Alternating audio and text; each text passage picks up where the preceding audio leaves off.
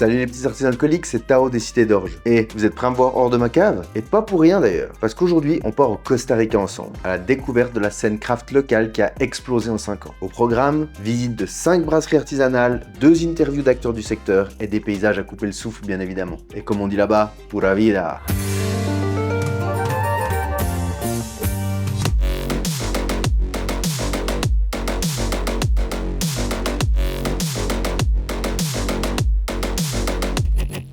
Il y a quelques mois de ça, avec Gaël, on s'est motivé pour partir au Costa Rica. On avait prévu une dizaine de jours pour visiter le pays en 4x4. Ah bah oui, on a des aventuriers des temps modernes, qu'est-ce que vous voulez que je vous dise? Alors, on commence par la base. Le Costa Rica, c'est quoi? Les premières traces d'occupation du territoire par des peuplades de chasseurs-cueilleurs remonteraient à 12 000 ans avant Jésus-Christ. Je rigole, hein, vous irez lire la page Wikipédia tout seul comme des grands. Hein. Ici, on va se concentrer sur la bière. D'ailleurs, en choisissant le Costa Rica, j'avais directement abandonné mes espoirs de boire de la bonne bière. Je connaissais déjà de nom les deux fiertés nationales que sont l'Imperial et la Pilsen, et autant dire que rien qu'à la bouteille, on sait déjà qu'on risque peu d'être subjugué par le goût. En vrai, c'est un peu débile de projeter le goût en se basant que sur le design, mais dans ce cas précis, c'est plutôt raccord. Les deux plus grosses marques de bière industrielles du pays sont d'ailleurs détenues par le même groupe, Florida Ice and Farm Co., qui représente quasiment 95% du volume de vente. Sur les 5% restants, il y a bien sûr les bières d'importation, des pisses américaines et quelques allemandes et belges, et puis il y a ce qui nous intéresse, la bière artisanale locale. Ah, on est vraiment sur un petit marché de niche là, c'est clair. Avant qu'on commence, n'hésitez pas à vous abonner à la chaîne si vous vous intéressez à la bière, à liker la vidéo, c'est plus que ce que vous imaginez. Merci beaucoup à tous ceux qui le font, même si vous le faites pas, merci quand même. Au moins vous regardez. Bon allez, on est parti. Nous arrivons donc à San José pour récupérer la voiture, qui nous permettra de faire notre grand road trip à travers le pays. Le plan initial c'est ça, on monte en direction du volcan Arenal, puis on va à Rio Celeste, ensuite on va à la montagne de Monteverde, peut-être qu'après on rejoint des amis à Santa Teresa, ou alors on descend direct dans le sud-ouest. C'est pas encore clair vu qu'on a surtout réservé les premières nuits. Puis entre chaque destination, faut compter entre 2 et 6 heures de voiture. Ah, les routes au Costa Rica, c'est un délire. Bref, sur place, une des premières choses que je remarque, c'est qu'il semblerait qu'il existe plusieurs brasseries artisanales ou taprooms dans la ville. On a malheureusement pas le temps d'aller voir tout ça, on doit directement partir pour le nord. Mais le projet d'aller goûter quelques bières me trotte déjà dans la tête à ce moment-là. Oui, bah certains diraient alcoolisme, d'autres diraient découverte. Dès le premier supermarché, je fonce vers le rayon bière et découvre qu'il regorge de production locale. J'en achète autant que je peux. Les prix sont indécents, mais bon, quand on aime, on ne compte pas, et c'est à ce moment-là que je poste ce fameux short. En les goûtant, on se rend compte avec Gaël qu'il y a vraiment des brasseries de talent dans la région. Et on décide de modifier un peu notre itinéraire pour faire le détour par les taprooms quand c'est possible. Au final, on aura visité 5 brasseries taprooms et on aura eu la chance de pouvoir papoter avec un brasseur et un patron de brasserie.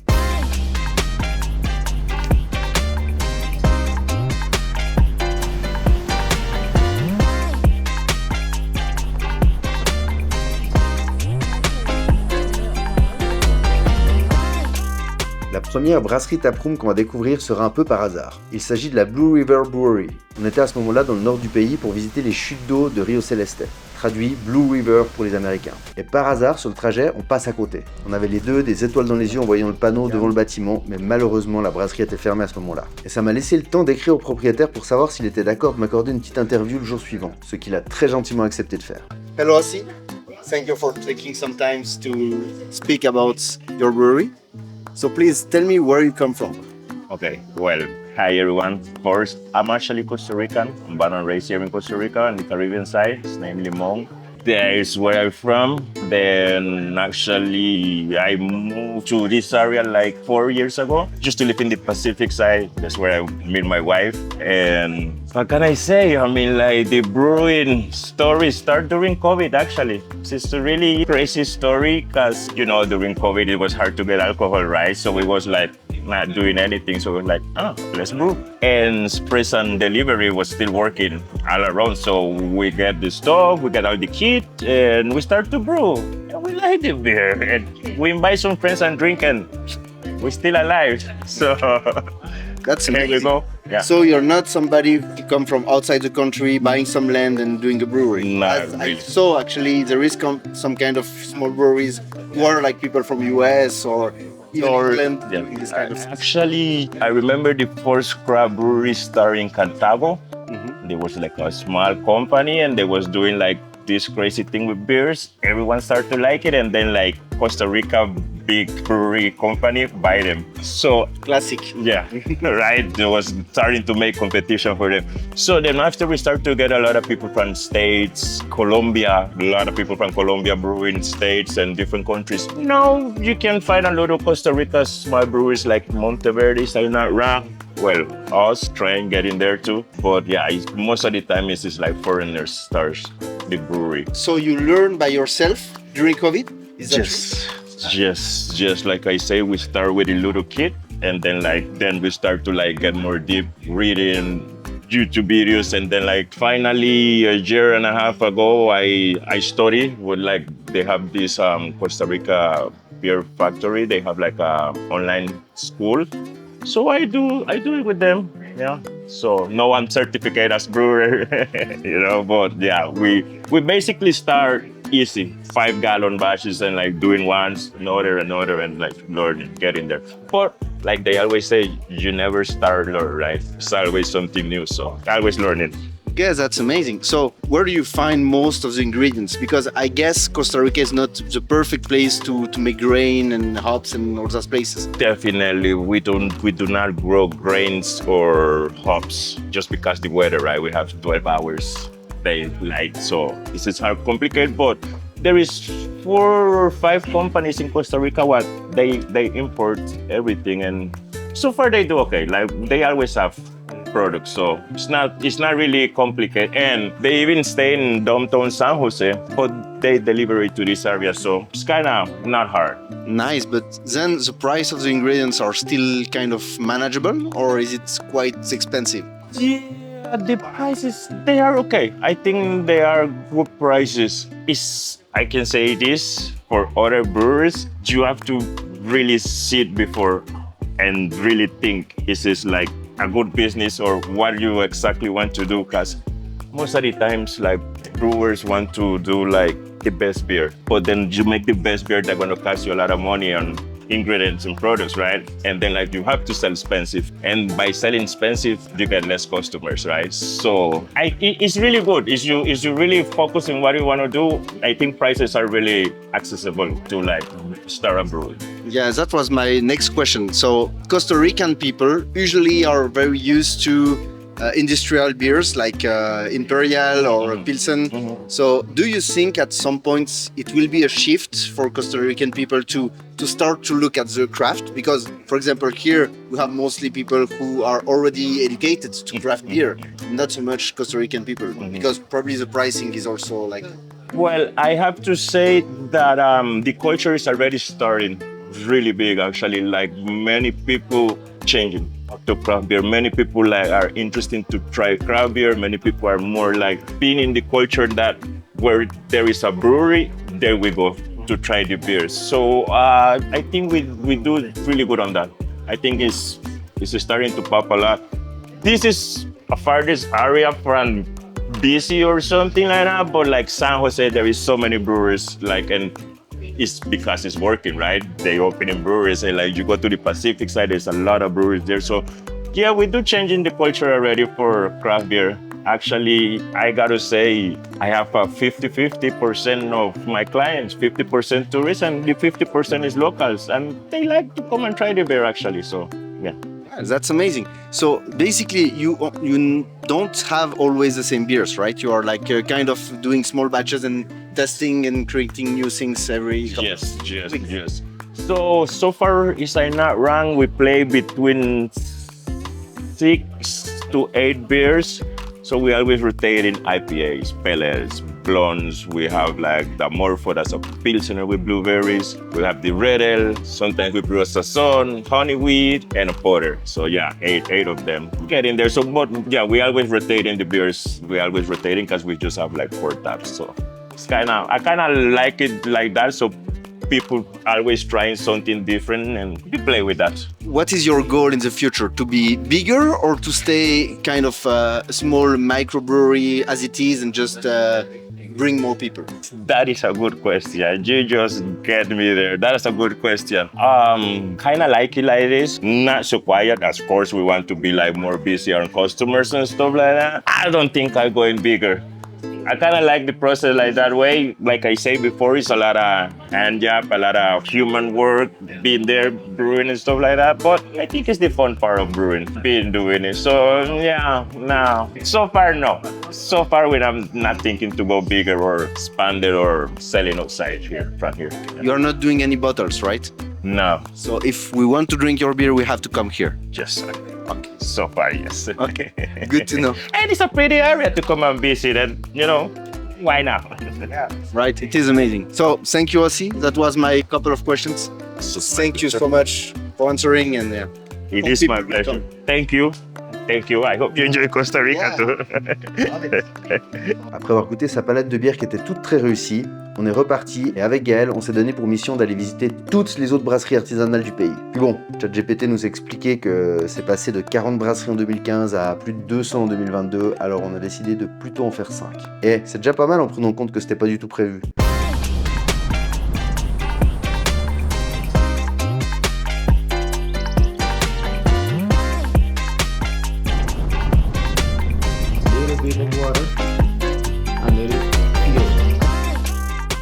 Monteverde Brewing Co. à Monteverde. On avait prévu de passer par la montagne pour dormir une nuit dans des espèces d'igloo futuristes à 1330 mètres. C'était génial en passant, on recommande. Et une fois sur place, on est allé à la fameuse Monteverde Brewing Co. Une brasserie taproom très réputée dans la région. J'avais essayé de m'organiser avec le patron par message interposé, mais malheureusement, il était à la capitale à ce moment-là, et on n'a pas réussi à se croiser. Salutations à Chino, qui m'a quand même organisé une visite rapide des lieux avec un de ses employés.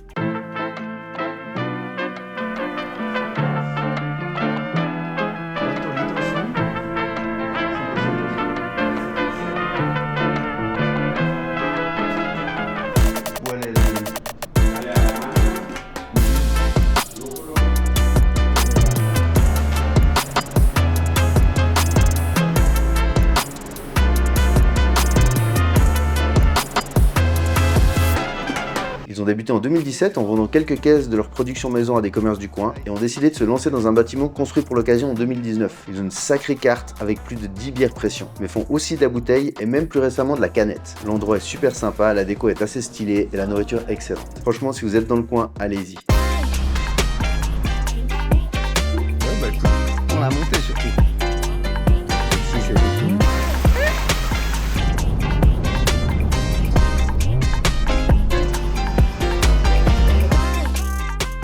Puddlefish Brewery à Jaco. La troisième brasserie qu'on a visitée était probablement la plus grande. Jaco est une ville semi-touristique basée sur la côte ouest du pays. Le mood là-bas, c'est pas mal surfeur. Quand on est arrivé, on a été bluffé par la taille de la brasserie. On a goûté la palette et on peut dire qu'ils ont une offre très diversifiée. J'avais WhatsAppé Justin, le patron, quelques jours avant pour savoir s'il était OK pour une petite discussion. Et il a très gentiment accepté. Voici notre échange. So Justin, thank you for receiving us. Of course, thank you for visiting us here. With pleasure. So I have a couple of questions, but the first one would be how the whole project started. Where do you come from, and what made the Puddlefish Brewery, happening? Well, I started coming down to Costa Rica about 15 years ago just to surf, and for various reasons, I wound up here in Jaco. And I've always been a big fan of craft beers and craft breweries, and I was hanging out here a lot, and I actually took this business over about 3 years ago from the previous owner, Danny Clark. He sort of established a lot of this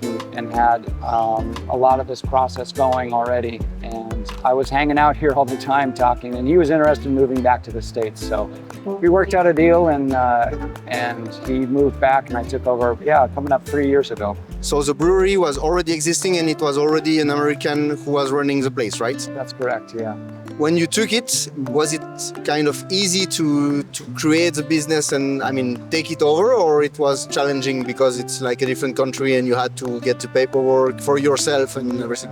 There's some challenges there for sure, but we didn't start from scratch, which was nice. There's always challenges in this business, here and there, especially in a foreign country, dealing with two currencies and local rules and regulations, of course. But it's been a fairly easy process in terms of taking over the reins from somebody else. It was pretty much turnkey. My brewer, Randall, he came with the business, and he's Costa Rican. Him and our assistant brewer, Adrian, they're both Costa Rican. So they're very well established here, and they've been brewing for a while. So we definitely have since then changed some recipes and increased our production, come up with some new beers. We're always experimenting and trying new ideas and flavors and stuff to keep, current with the market and whatever our customers want. About the ingredients, I know that Costa Rica is kind of challenging to get anything really local. I mean, if we're speaking about hops or yeast or even grain, so where do you get usually those? Most everything is imported. We get all our grains from Germany or Belgium, and then a lot of our hops and yeast from the States. And there's a couple great companies here in Costa Rica, Ticobira and Garabito, that provide a wide range of products.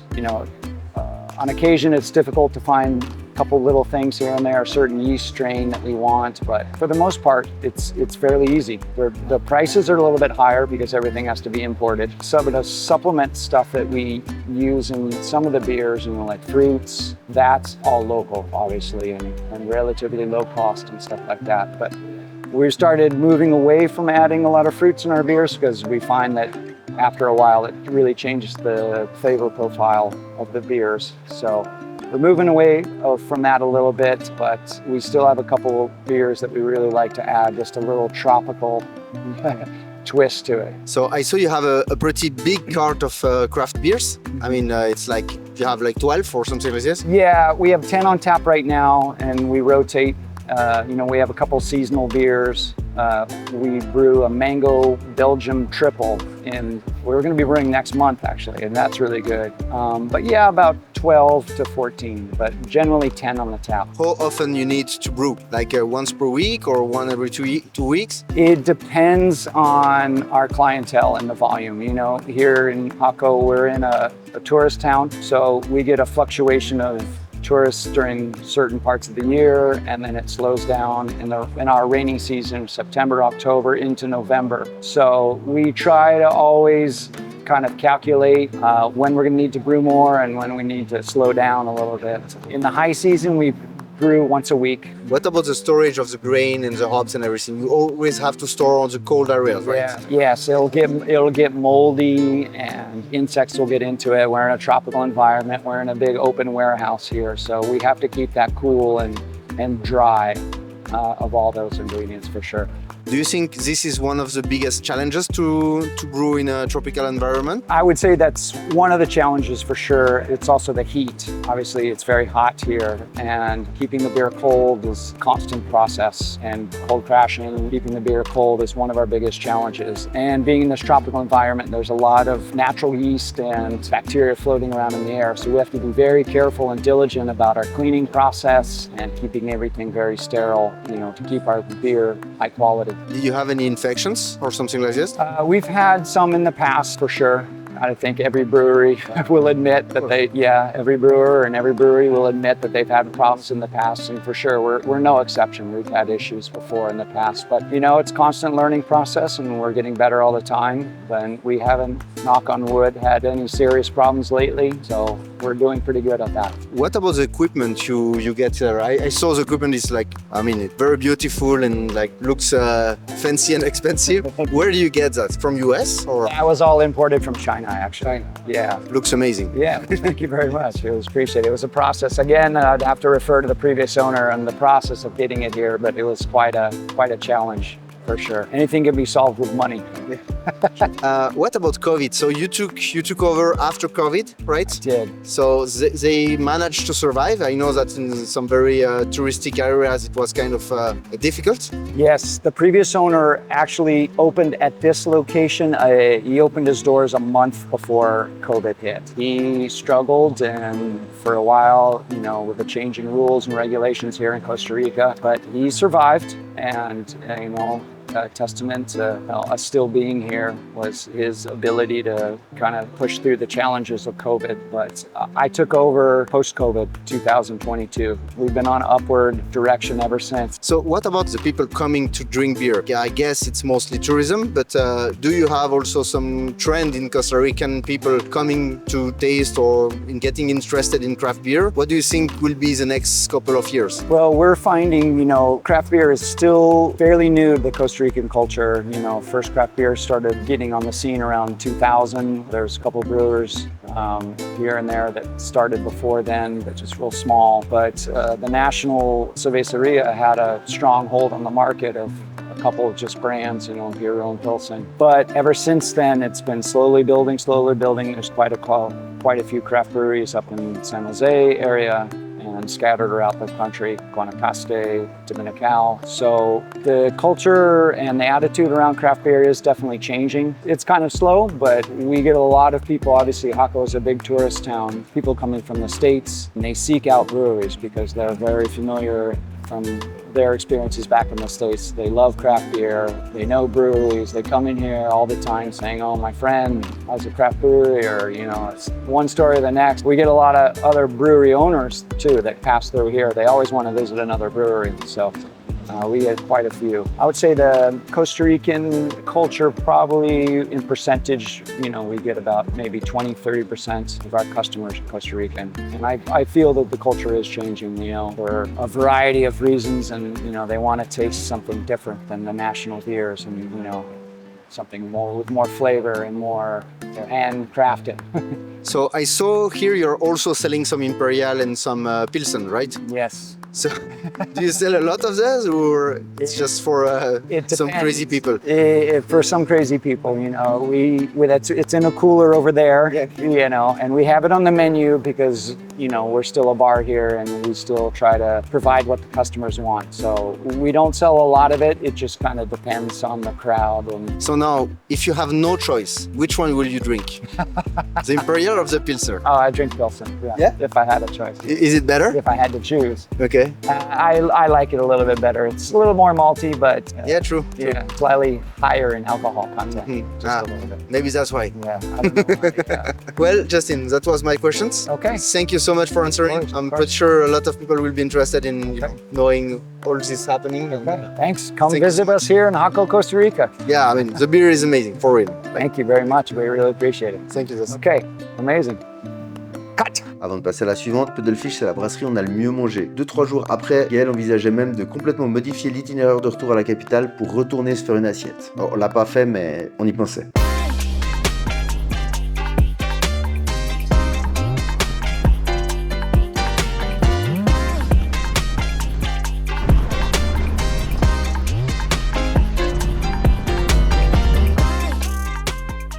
Fuego Brew Co. à Dominical. Dominical est un petit village au bord de mer. Il y a quelques shops, quelques restaurants, une station-service, mais surtout il y a Fuego. La brasserie existe depuis 2015 et est installée dans un bâtiment magnifique au milieu d'une forêt de palmiers. Franchement, le décor est impressionnant. Arrivé au bar, on découvre une carte bien fournie. Les bières étaient top et la nourriture aussi. Et franchement, ça a été le cas de toutes les taprooms qu'on a eu la chance de visiter. À Fuego, je n'ai malheureusement pas eu de chance, le brasseur en chef n'était pas présent le jour où j'y étais. Dommage. Mais même eux, ils étaient surpris un peu qu'il soit pas là, le gars. Petite panne de réveil? Il brasse juste en dessous de la taproom dans une pièce totalement vitrée. Un peu comme s'il fallait prouver qu'il faisait bien la bière sur place. Bon, on n'y était pas vraiment autorisé, mais on est quand même descendu pour voir tout ça.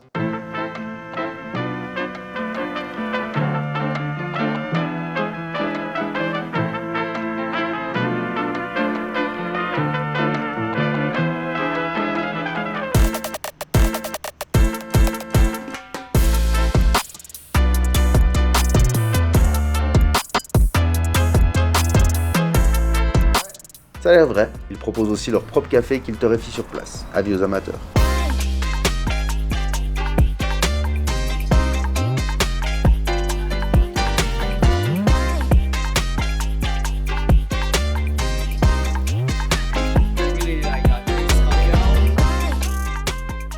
La dernière microbrasserie qu'on a visitée, c'était Whale Tail Brewery à Uvita. J'y ai rencontré le patron et brasseur Gian-Michele Pace. Pace peut-être. Gian-Michele Pace. Malheureusement, il venait de subir un dégât d'eau suite à des fortes pluies. Et il devait s'affairer à reconstruire la scène pour les concerts qui étaient censés avoir lieu le soir même. Donc pas d'interview, il avait pas une minute à lui. Les joies des ondes tropicales quoi. Par contre, il a dépêché un de ses assistants brasseurs qui m'a montré un petit peu le matériel sur lequel il brasse. Et à cette échelle, c'est la méga classe. Tout aurait été livré directement d'Italie fin 2019. 100% électrique. J'ai rarement vu du matériel comme ça dans une brasserie artisanale de cette taille.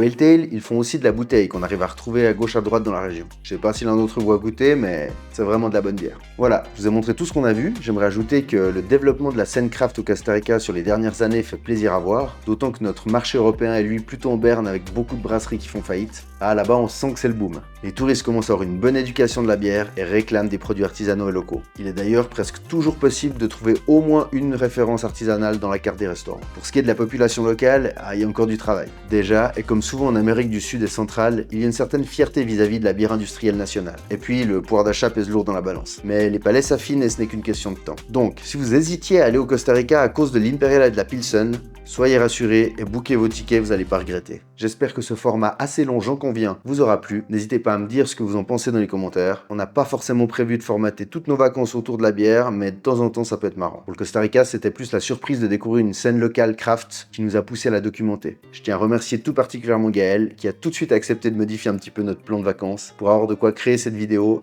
et qui a d'ailleurs aussi aidé à faire certains plans. Gaël, c'est la meilleure. Comme d'hab, n'hésitez pas à nous rejoindre sur le Discord et les autres réseaux sociaux d'ailleurs. D'autres vidéos arrivent bientôt, donc abonnez-vous pour ne rien louper si c'est pas déjà fait. Et je crois que j'ai tout dit. Ah, et si vous voulez que je visite un autre pays exprès pour la bière, s'il y a assez de commentaires, peut-être que Gaël aura pas le choix. Allez, à plus. Ah, je l'ai peut-être pas assez dit, mais merci bien sûr à toutes les brasseries qui nous ont accueillis. C'était vraiment trop sympa.